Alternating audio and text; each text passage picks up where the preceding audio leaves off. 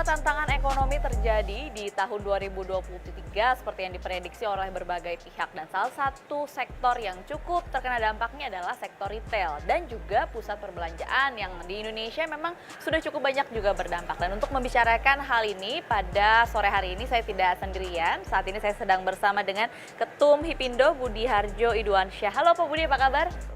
Oke, Pak, ini kita ngobrol-ngobrol soal fenomena mall yang sepi tapi sambil jalan ya Pak ya? Nggak apa-apa ya? Boleh, iya. Ini berhubung kita juga ada di salah satu mall di kawasan Pluit nih Pak. Tapi kalau mall yang tempat kita pada sore hari ini lumayan ramai gitu. Nah, kalau menanggapi fenomena mall, memang nggak semua sih, tapi cukup banyak begitu mall yang sepi. Sebenarnya apa sih Pak yang terjadi? Pak Budi mungkin boleh dijelaskan? Baik, jadi kalau mall sepi itu tergantung juga banyak hal. Tidak hanya masalah mallnya, tapi juga apakah masalah konsep daripada mallnya itu, mallnya udah bagus, jalannya rame, tapi konsepnya kurang tepat. Atau misalnya tenannya kurang cocok. Jadi harus dilihat juga, kalau menurut saya saran saya terbagus adalah mall harus mempunyai cukup tenan yang lengkap, dan terutama untuk lifestyle, makanan, minuman, F&B itu harus komplit. Oke, ini kan bicara soal ekonomi secara general yang juga tentu berpengaruh. Kalau tadi kan dari internal mallnya sendiri begitu, bagaimana caranya supaya agar mallnya ini survive. Tapi kalau ekonomi sendiri berpengaruh nggak sih Pak terhadap ramai dan atau sepinya mall ini? Sangat berpengaruh. Nah, kebetulan Indonesia ini diberkati dengan demografi yang luas, penduduknya banyak. Sektor konsumsi yaitu di mall ini tenan mendapatkan benefit dari traffic orang, meeting, sosialisasi. Nah, ekonomi kemarin waktu COVID dikarenakan tidak boleh buka mall, otomatis memang akan membuat tenan sepi. Tapi menghadapi penghujung 2022 kemarin, kita sudah cek semua sudah kembali normal. Apalagi PPKM dihapus tahun ini. Ini berkah luar biasa buat kami. Iya, untuk penggambaran Pak di tahun 2022, 2021, 2022 ini yang menjadi tantangan paling besar buat sektor konsumsi dan juga retail karena memang semua orang beralih ke online karena pandemi. Ini situasinya so far sampai saat ini seperti apa Pak? Jadi kami sekarang dari offline belajar menjual secara online. Jadi secara mungkin 20% dari sales kita sudah berpindah ke online, tetapi 80% masih tetap di offline. Nah, ini adalah upaya kita untuk shifting O2O, bagaimana omni-channel itu bisa kita maksimalkan untuk mendapatkan sebanyak mungkin traffic dari digital maupun traffic secara offline. Oke, baik. Kalau tadi Pak Budi sempat menyinggung soal PPKM ini dicabut. Berapa persen sih Pak kurang lebih secara rata-rata berpengaruhnya ke kenaikan istilahnya masyarakat kembali berbelanja di mall itu sampai sudah berapa persen so far sampai saat ini? Saya melihat dari tahun lalu pada waktu PPKM sudah dilonggarkan, itu traffic sudah kembali mendekati normal, mendekati 80-90%, dan bahkan sebagian mall sudah 100% dan melebihi. Jadi ada yang sudah lebih dari tahun 2019. Seperti sebelum pandemi? Betul. Nah, ini dengan dicabut ini menurut saya berita bagus karena akan membuat pihak mall akan membuat event-event maupun tenan yang tidak khawatir lagi ada pembatasan. Karena sekarang masih direm, event musik, event atau apa gitu ditahan yang melibatkan keramaian ya. Oke, nah ini kalau dari itu kan dari segi ekonomi, dari segi kebijakan, kemudian kondisi ekonomi Indonesia. Kalau dari pihak manajemen mall sendiri, apa sih Pak yang bisa dilakukan supaya mall ini tetap ramai? Kami selaku asosiasi tenan sudah beberapa kali juga berkoordinasi dengan asosiasi mall. Harus dilakukan adalah event yang tepat. Bagaimana event itu bisa mengundang traffic, termasuk juga mungkin mengadakan diskon, basar bersama-sama. Kami ada acara hari belanja diskon tiap bulan 8, itu upaya kami untuk mendatangkan traffic ke mall. Jadi seluruh anggota ngasih diskon. Ulang tahun Indonesia 77, ya 77%. Itu upaya Asosiasi Hipindo untuk mendatangkan traffic ke seluruh mall di Indonesia. Kami nggak memilih-milih mall, seluruh anggota juga. Dan syukur bulan 8 itu meningkatkan penjualan juga sih, jadi ada tambahan event untuk omset kami.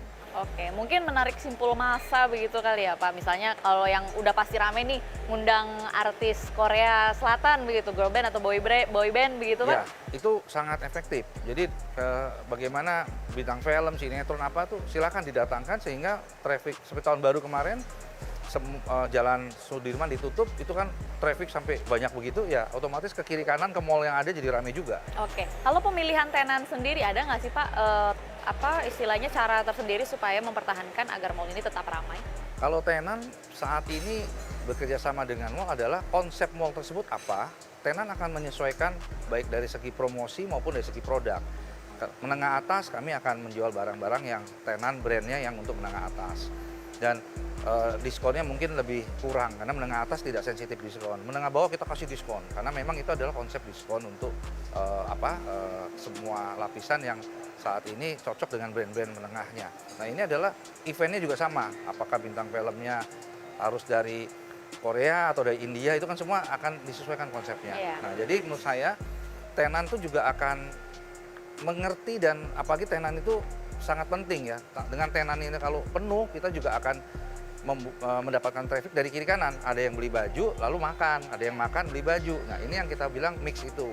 Kebiasaan atau karakter dari pengunjung ini tenannya ini akan mengikuti begitu ya? Betul. Jadi tenan akan melihat di situ ramenya apa, lalu baju apa yang lagi rame, ya kita akan bikin promosinya sesuai seperti itu. Oke, ini kalau kita lihat di Jakarta ini kan saya sebagai masyarakat juga nih Pak, suka ke mall juga. Memang kalau bisa dibilang kalau di Jakarta nggak semua mall sepi begitu ya Pak.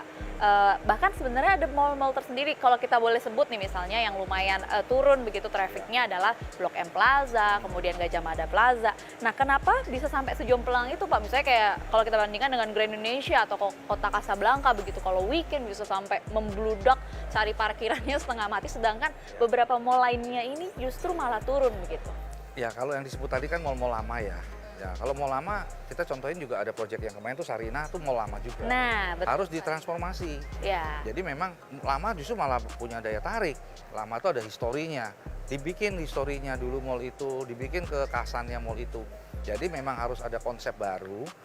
Ya kalau udah puluhan tahun ya harus diganti dari nol lagi dan saya yakin bisa rame. Tenannya dipilih lagi, dikhususin, mungkin khusus bakmi semua atau gimana, intinya tergantung manajemen sama konseptor mallnya. Iya, memang kalau kita lihat dari salah satunya pusat perbelanjaan di Sarinah, ini kan lokasinya sudah di tengah kota begitu ya Pak. Kalau begitu di Pugar saat ini seperti yang kita ketahui Sarinah ini sangat ramai begitu. Ya. Apakah memang itu yang direkomendasikan untuk dilakukan Ya. terhadap mall-mall yang bisa dibilang turun trafiknya atau seperti apa Pak? Ya, dari Hipindo sudah sangat merekomendasikan dengan dukungan pemerintah juga, karena mall-mall yang tadi disebutkan misalnya Gajah Mada Plaza, itu semua adalah mall-mall yang posisinya di tengah kota, sangat bagus, mahal lokasinya, di rebranding dan mungkin pemerintah bisa membantu juga Pemda atau apa agar mall itu menjadi histori atau cagar budaya mungkin ya. Tapi kan itu tergantung nanti mallnya itu, makanya kami siap mendukung.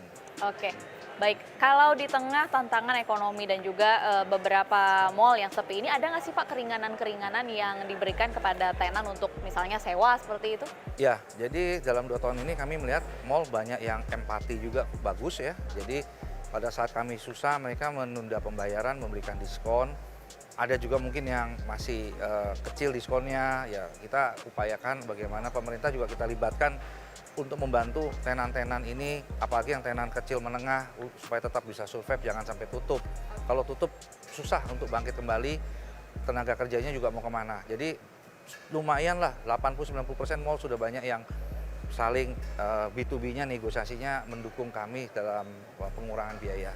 Oke, berarti kalau misalnya dari Hipindo sendiri menanggapi fenomena mall sepi ini, strateginya cukup banyak ya Pak. Tadi kalau saya simpulkan begitu, misalnya salah satunya adalah dengan meringankan sewa tenan, Ya. kemudian membuat event, kemudian apa lagi nih Pak kalau boleh dijelaskan? Jadi ada yang mungkin bisa memberi tempat pameran.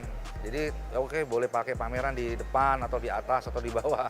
Jadi upaya-upaya untuk mempromosikan di sosmed mereka. Jadi memang harus kerjasama mall dengan tenan ini supaya orang datang lagi ke pusat belanja. Oke, baik. Kalau menurut Anda nih, apakah moratorium izin pembangunan mall ini tidak berdampak atau memang sudah terjadi shifting gaya berbelanja masyarakat Pak Budi? Saat ini kami melihat sejak 2 tahun ini tenan pun sudah mulai mencari non-mall. Artinya cari lagi di outdoor, ada tanah kosong rame-rame dibangun atau ruko, jadi tidak harus mall. Jadi memang orang khawatir dengan indoor ya. Jadi ini adalah satu gaya baru ya menurut saya yang dengan moto tadi mall itu dikurangi, sebenarnya bisa tanpa harus bikin mall, bisa juga dengan non mall itu kita juga bisa tetap bekerja sama. Konsepnya tetap pusat perbelanjaan. Komersial area, rame-rame Komersial bikin di satu tempat bukan mall juga bisa. Oke.